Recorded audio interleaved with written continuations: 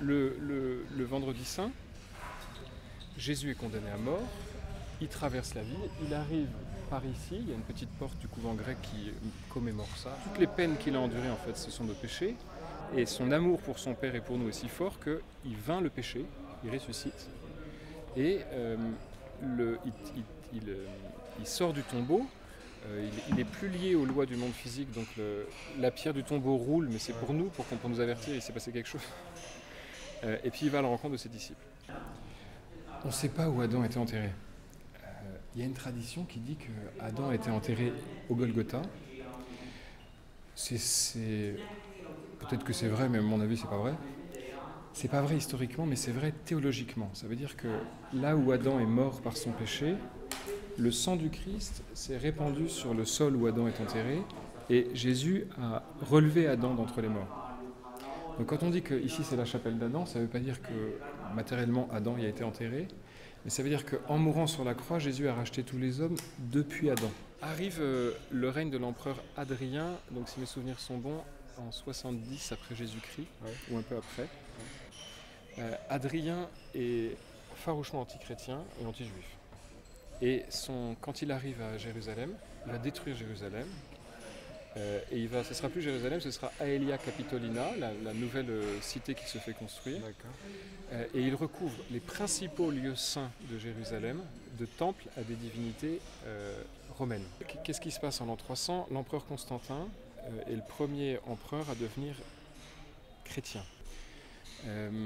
Sa mère s'appelle Hélène, on l'appelle Sainte Hélène. Hélène vient en Terre Sainte et vient recueillir auprès des chrétiens les traditions où s'est passée la scène, où s'est passée la crucifixion, où s'est passée Et en fait, les communautés chrétiennes locales, même si elles ne peuvent pas vénérer publiquement, savent très bien où c'est et y vont. Ensuite arrivent les invasions perses en 614, ça c'est la date dont je me rappelle. Invasion perse, je ne sais pas pourquoi celle-là. Et tous les lieux saints chrétiens, sauf Bethléem, sont détruits. Parce que les Perses voient sur l'église de la Nativité à Bethléem les mages qui sont venus adorer Jésus. En 638, domination musulmane. Et à partir du XIe siècle, commencement des croisades, royaume latin de Jérusalem. Les croisés arrivent, ils sont face à une église qui est en piteux état. Et alors, ils décident de reconstruire l'église, alors ça se voit plus aujourd'hui, qui est une merveille d'art roman, c'est un peu cistercien. Mais il y a des époques où l'entrée au tombeau s'était mise aux enchères, c'est celui qui paierait le plus cher. C'est pour ça qu'il y a eu les croisades en fait, c'est pas que les Arabes, c'est faux de dire que les musulmans occupaient le Saint-Sépulcre, ça c'est pas vrai. Donc l'usage du Saint-Sépulcre était soumis à l'autorité musulmane. Et donc financièrement c'était plus tenable, surtout on n'avait plus la liberté de pratiquer le culte. Donc la croisade a eu lieu.